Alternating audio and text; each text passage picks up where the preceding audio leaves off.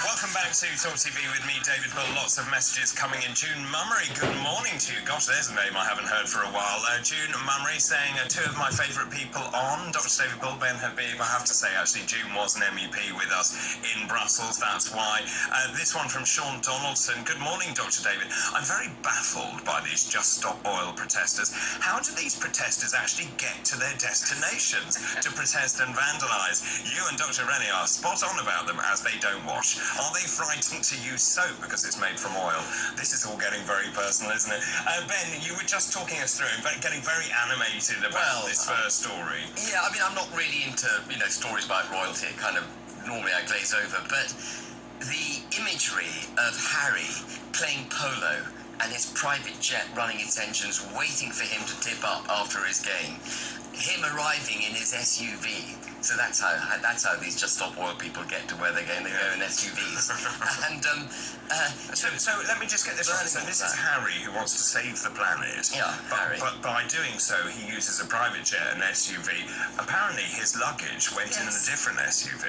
Yeah, 1,000 miles. 1,000 miles. Drove his kit 1,000 miles while he flew in the plane. Maybe it was too heavy for the plane. Couldn't he afford baggage on the plane? And I feel sorry for Harry because he is married to Meghan and he has to no doubt put up with her. But that video that Meghan did last week, bemoaning her, I can't even describe them as first world problems. They're uber first world problems. Most of us would swap our right hand to have the problems Meghan has got. Not if we had to be married to Harry. It works both ways. Quite right. Anyway, I just thought that was worth an observation. No, very much so. And actually, when I was doing the talk and they showed us the Meghan Markle podcast, and literally all of us just went. I mean, it was just. Spotify had paid £15 million, by the way, for that, and that's what they got.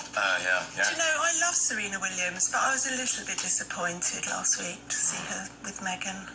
Well, they're chumps. I know.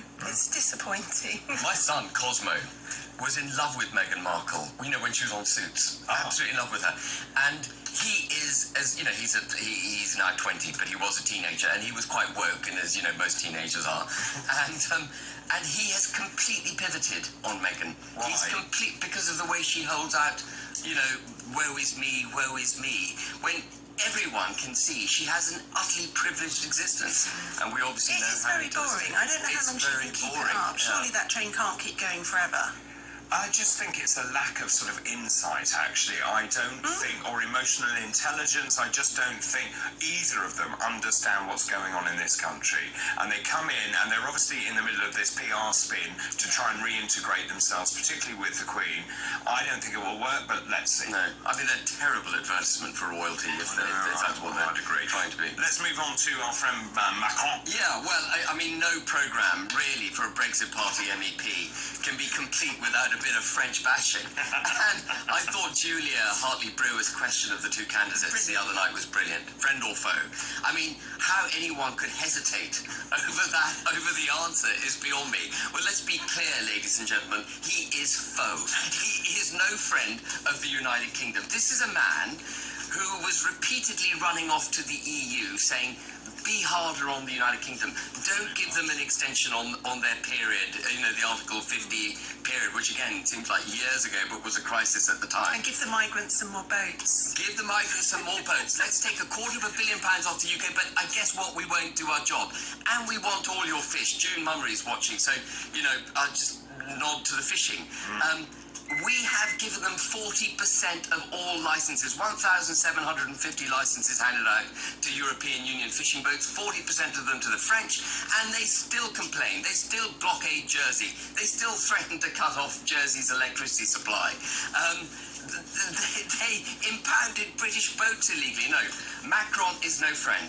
And it galls me when I hear Boris Johnson, the Prime Minister of the United Kingdom, who should be standing up for British national interests, calling him more butty. I mean, it's amusing, but it ain't serious. He is foe. No, I mean, it's really interesting just in terms of the response to Ukraine. We even saw Joseph Borrell, this is the EU's most senior foreign affairs official, saying that keeping the bloc together over the response to Ukraine is increasingly difficult.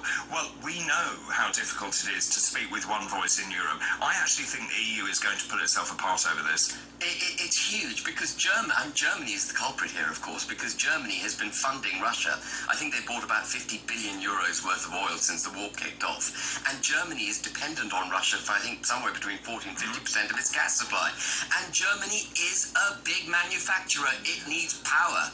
And where is it going to go? So, you know, we talk about this massive sanctions package we've imposed on Russia. Actually, because Germany has enriched Russia, it is now Russia that is imposing energy sanctions on the West. It's Russia that is willfully shutting down supply of Nord Stream. For maintenance. For maintenance, to punish us. It is Russia that has got the whip hand with sanctions now, and that is the honest answer. You look at the ruble. Yeah, it's never been stronger. It's never been stronger. Their government finances are in rude health. Sure, their internal economy may be suffering a bit, but they can buy their widgets that they used to buy from the West, from China, from India. They're setting up a whole new trading bloc, and it's happening right now. And this, by the way, is also another indirect consequence of lockdown, because it was lockdown that caused, ultimately, when we unlocked, energy prices to rise, which gave Putin the ability to finance his war. You know, sure, he wanted the war, he wanted Ukraine. Ever since the EU started interfering in his sphere of influence, he needed to stamp his mark on Ukraine. But it was lockdowns that gave him the catalyst. You know, to go in. But you see, I think that when you look at Macron, at least he's saying the French people, you know, we are going to have to suffer as a result of actually standing up to Putin. The one that is far more worrying to me is Salvini. And Salvini is actually saying the EU must re-examine its sanctions on Russia. They're hurting. Yeah. And they don't want to pay the price. No. And so it's very interesting. You know, Russia looks like it's winning right now. It does, it really does. And, you know, we talk about a great reset, but as you've just rightly said, over at that side of the world, they've got their own great reset going on.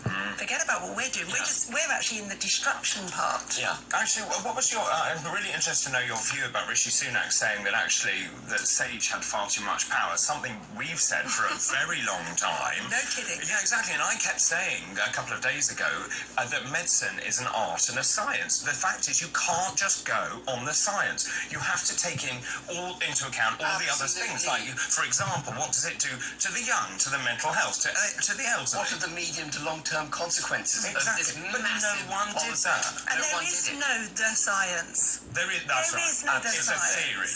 You know, and science is always unsettled, but it wasn't allowed to be. I wasn't allowed to speak, and if I did, I was called an outlier or a loony. You know, but actually, now we're seeing these articles from Rishi. I wasn't so loony, was I? Well, he's desperate now to distance himself.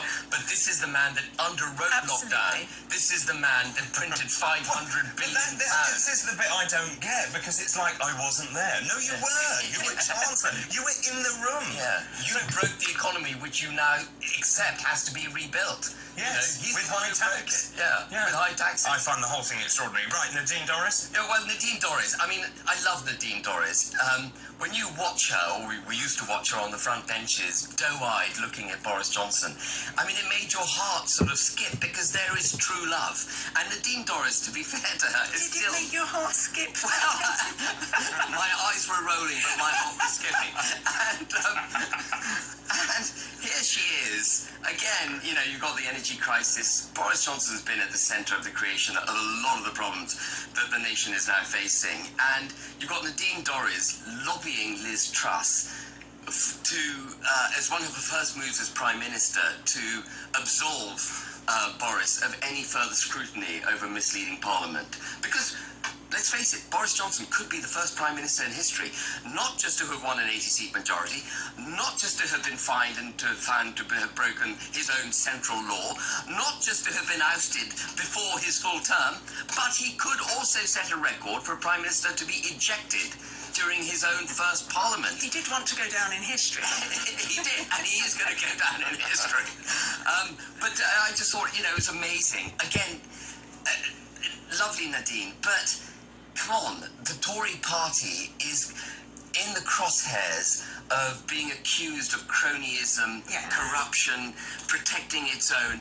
You do not want the optics of Boris Johnson, Liz Truss's first move being letting Boris Johnson Absolutely. off the hook. It's not going to happen. It's surely. not going to happen. So, I just thought it was great. Let's talk about Partygate, I thought.